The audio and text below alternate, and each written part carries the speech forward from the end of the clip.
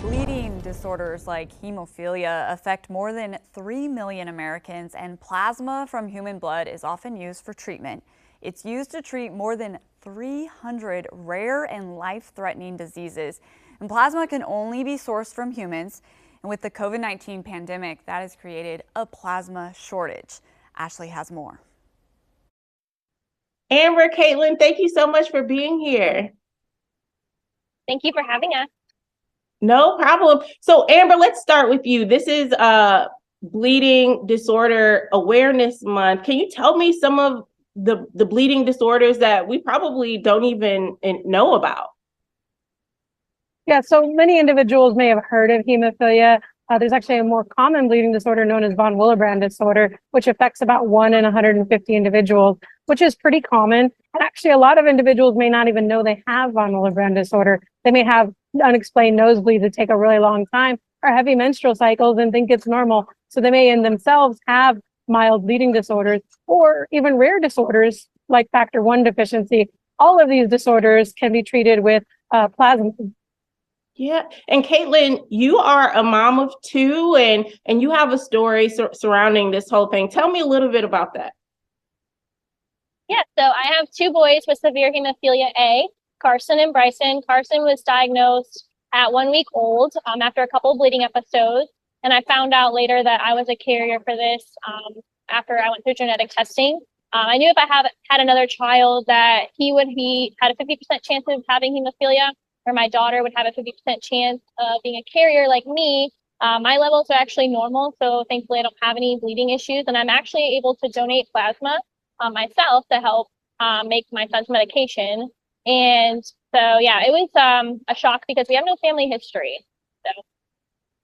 Yeah. And Amber, what is the process with, donating plasma, and what are donors going to go through when they decide to make that decision, and how is it treating? Yeah, so many individuals may be familiar with donating whole blood. You're going to donate blood. It's a similar process, except where we are not taking the whole blood. We're actually taking a portion of it, returning a portion, and then taking the plasma portion and taking it through these machines you see behind us, actually extracting out the individual clotting proteins that we need to treat these individual disorders. So each of the donors that come in, they will get their blood returned, and they can actually donate plasma twice a week because we only take a certain portion out. And so it's very interesting because most individuals are familiar with donating blood, but they may not think of donating plasma, which can be just as easy. Wow. And Caitlin, I just have to assume people donating plasma has impacted your family. And tell me a little bit about that, what it's done for you.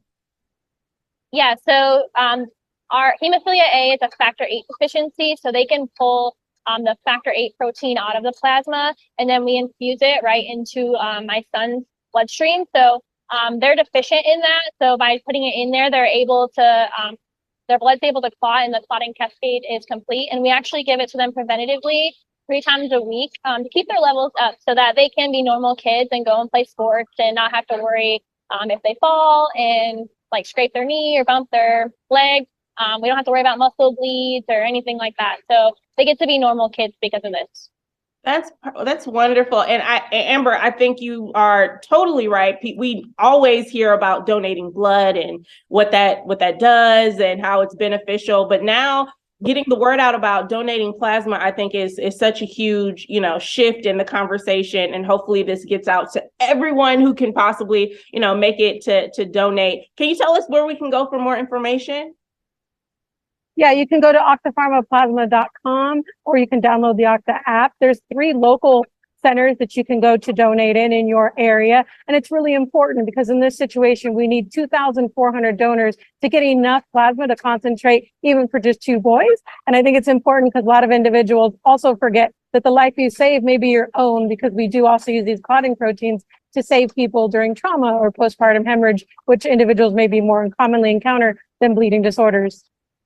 Wow. Okay. Well, thank you so much to both of you for being here. This was such an important message. And like I said, I hope it gets out to everyone and people start donating that plasma today. Thank you so much. Thank you.